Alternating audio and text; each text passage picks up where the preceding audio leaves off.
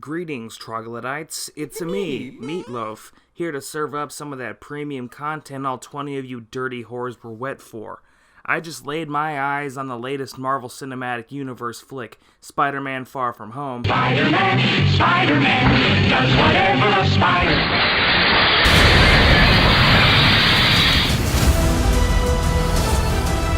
And now, I've arrived on YouTube to give a spoiler-free review.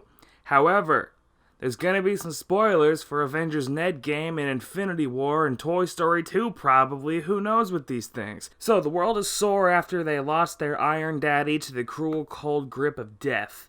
Peter Parker, boy genius and local furry, feels this blow harder than most, with Tony having been his third dead dad after Uncle Ben drowned in his own rice and after Richard Parker, or as I like to call him, Dick Parker, presumably died.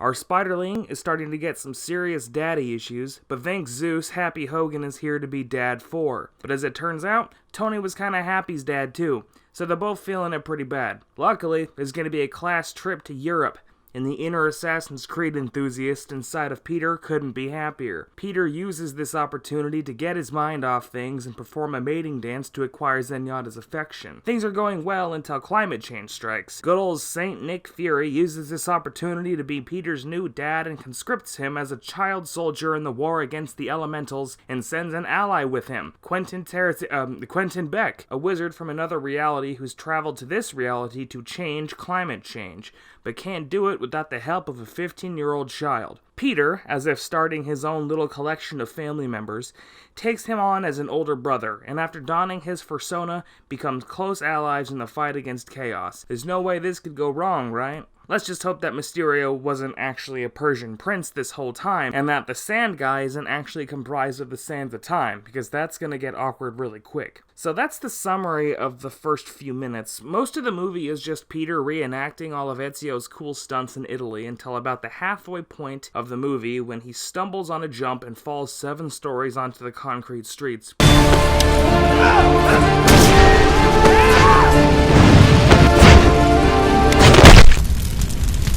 It's at this point in the movie where Nick Fury takes over, and instead of just flinging around webs and getting girlfriends killed in the fight against evil, he just shoots Mysterio with a gun and arrests the angry elementals. Problem solved. Then the credits roll, and then the after-credits scene.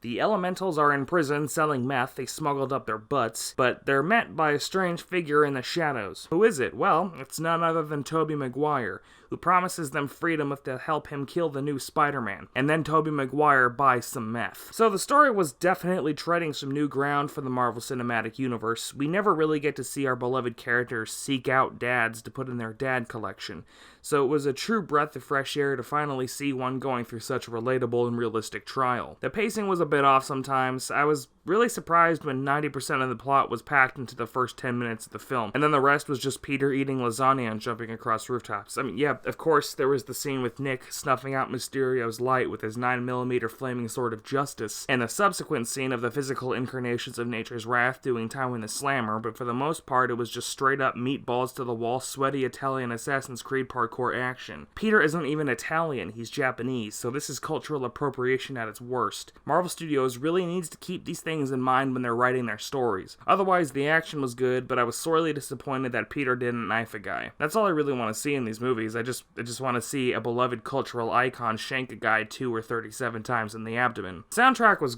terrible as well. It was just a standard superhero movie soundtrack, which would have been fine in any other context. But this is Spider-Man. In Italy, they had a golden opportunity to spice up the dramatic moments with a soundtrack like this.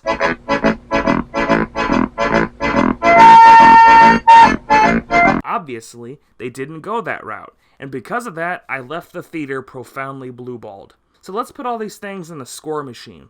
Story, mediocre at its best and hilariously amateur at its worst. Soundtrack, no genuine Italian music. Action, just embarrassing. I got the opposite of a boner experiencing this movie. My dick traveled further into my body and displaced my spleen. I had to have a surgery. Fuck this. This movie was contrived detritus.